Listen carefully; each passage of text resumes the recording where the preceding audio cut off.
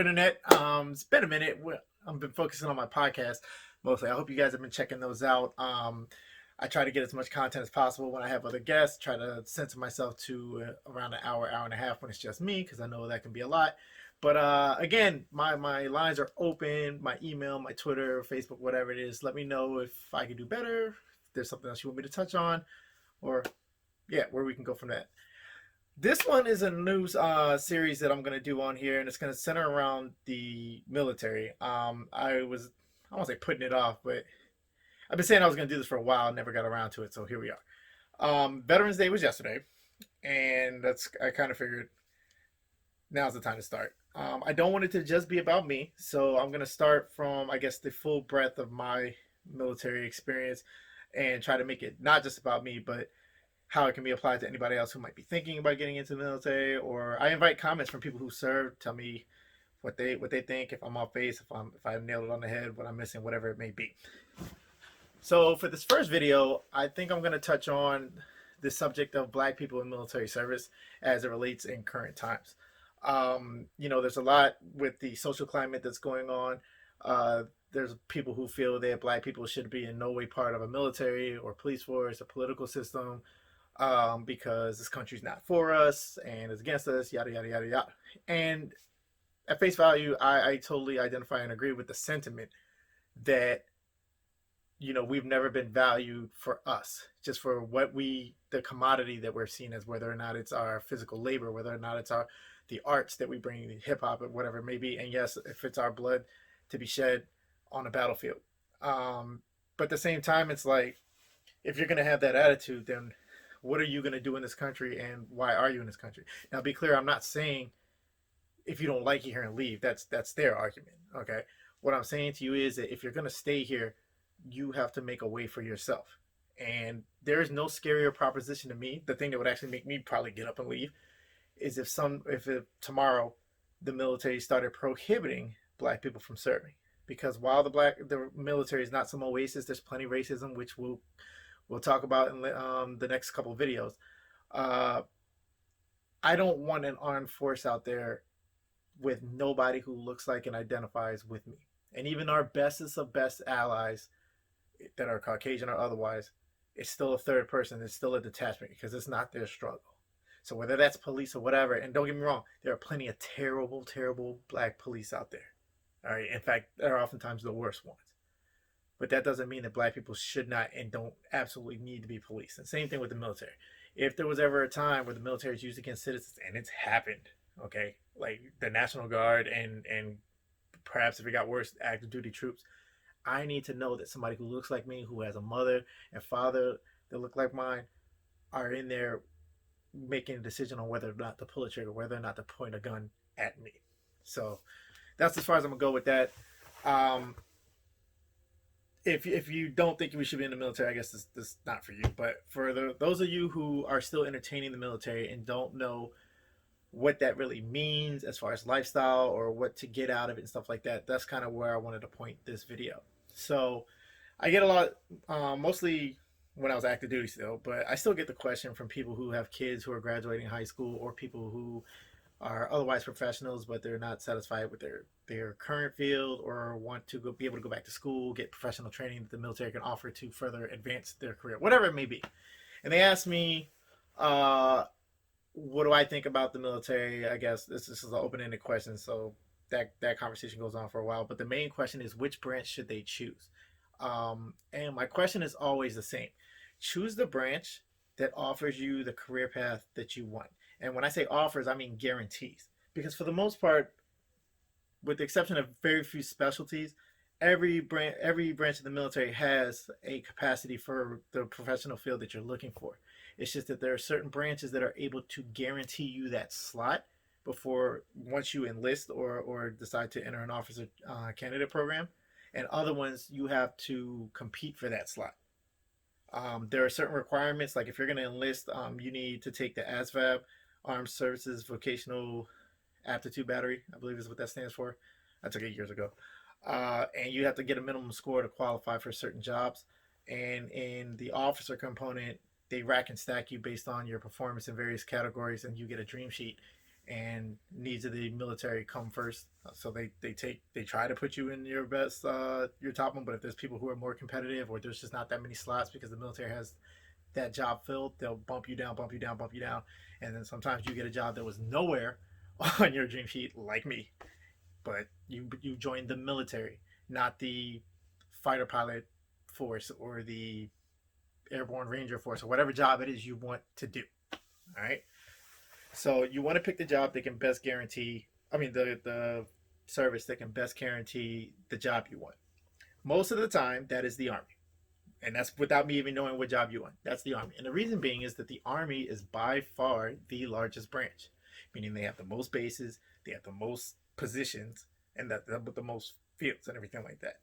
Now, if you have one of those jobs, like you want to be a military policeman, every branch has some sort of military policeman. They might call them something different, like the Army is military police, Air Force is security forces. I'm not entirely sure what the Navy calls. I think it's Master of Arms, but that might be something else. But the point is, everybody's got cops. Every base has cops. The benefit of a job like that is you can choose. Then you can choose the branch who will give you the most signing bonus if you're enlisting. The chances of you are going to get deployed because, but the benefit is you can go to any base because every base has cops. Um, that's the other thing people are often worried about if they're going to have to deploy. My advice to you is if you can't deploy, do not join the military. For reasons why I'm going to get into also in this video, that is the military. We go places, we deploy. You should want to, but I understand why there's certain things going on in your life where you might not want to. But whether or not it's the Guard, well, I guess the National Guard doesn't really deploy, do they?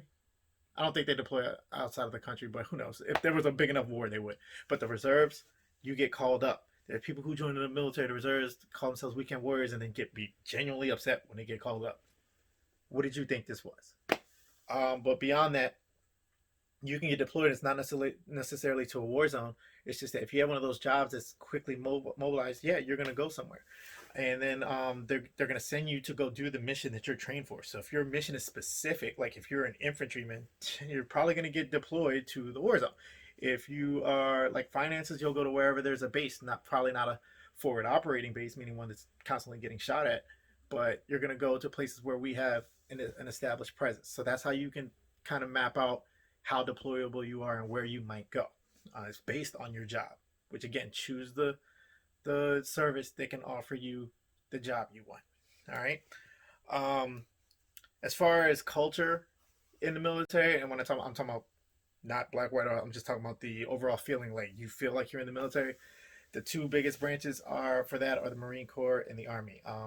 My experience with the Marine Corps was only as a civilian. I went to a camp that was, I thought it was a summer camp, but really it was almost like a freaking boarding camp or a street.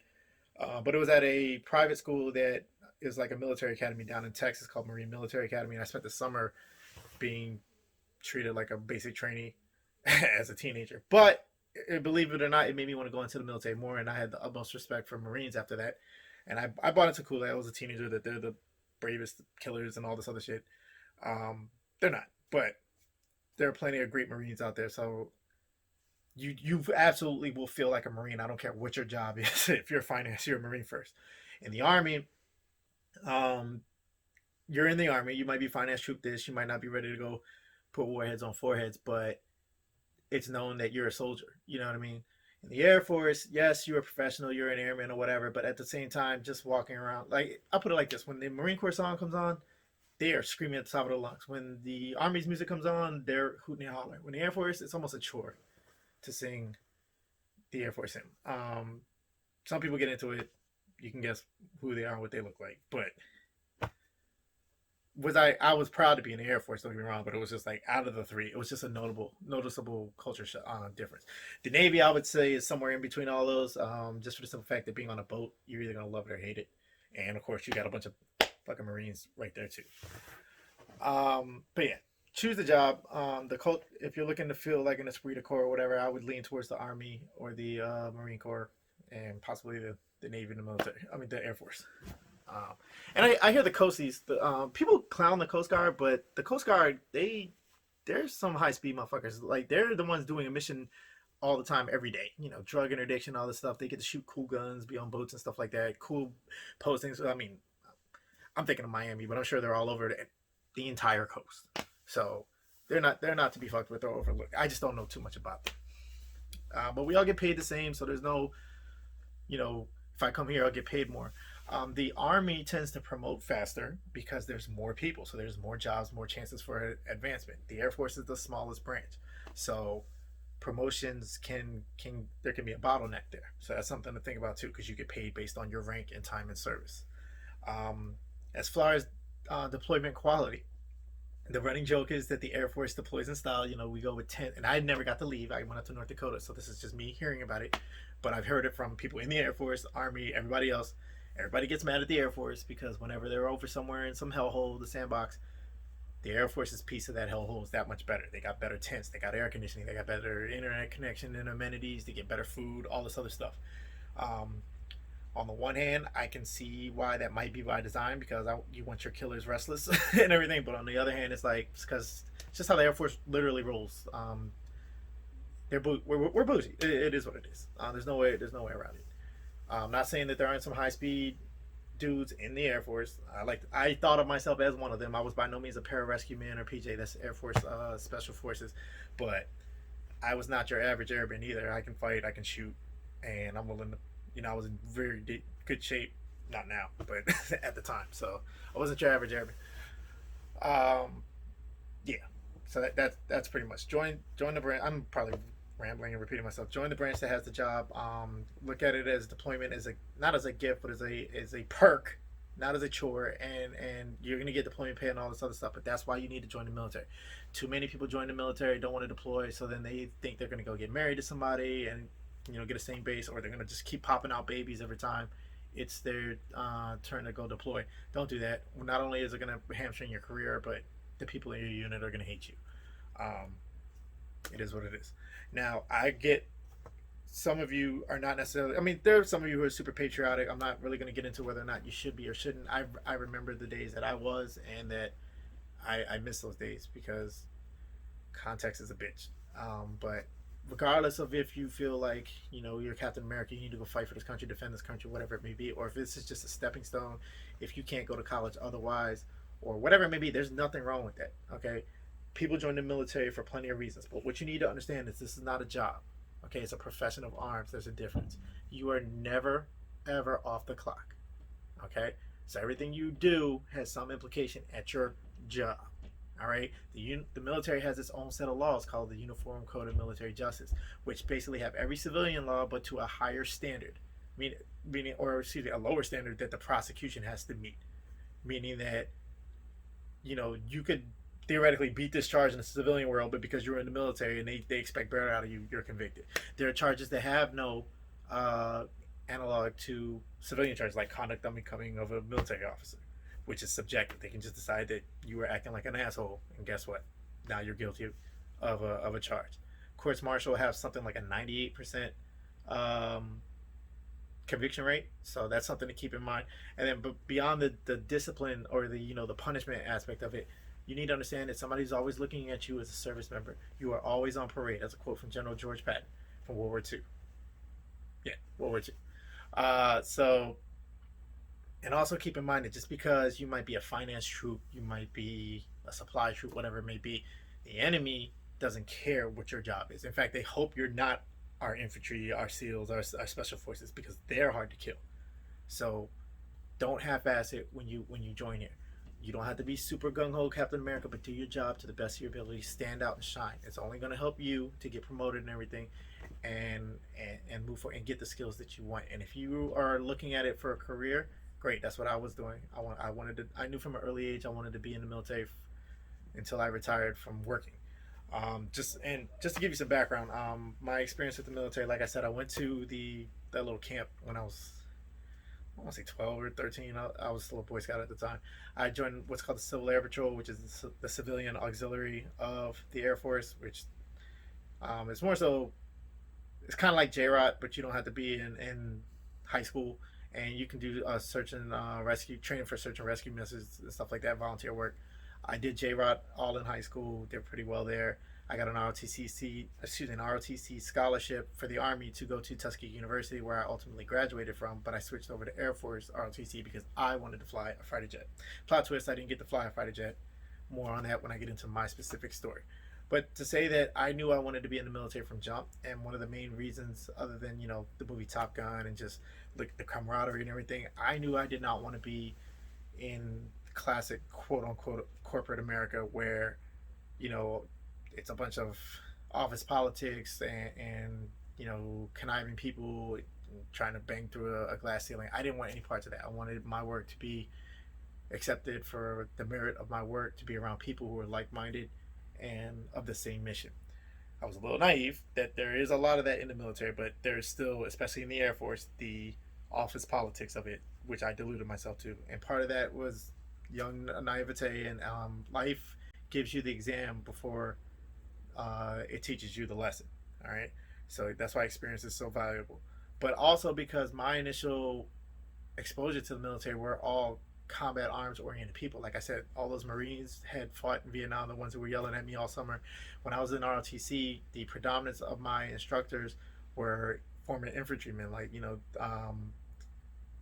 literal Vietnam war heroes, Rangers. When I went to the detachment in Tuskegee, every last one of them, with except for the female cadre, were Rangers. And you just got this sense of mission first, people always, and that's all what I was about. When I went to the Air Force, again, I went to Tuskegee University, home of the Tuskegee Airmen. So that heritage right there is beyond reproach. And I figured I wanted to be the next generation of that. I wanted to fly fighter jets.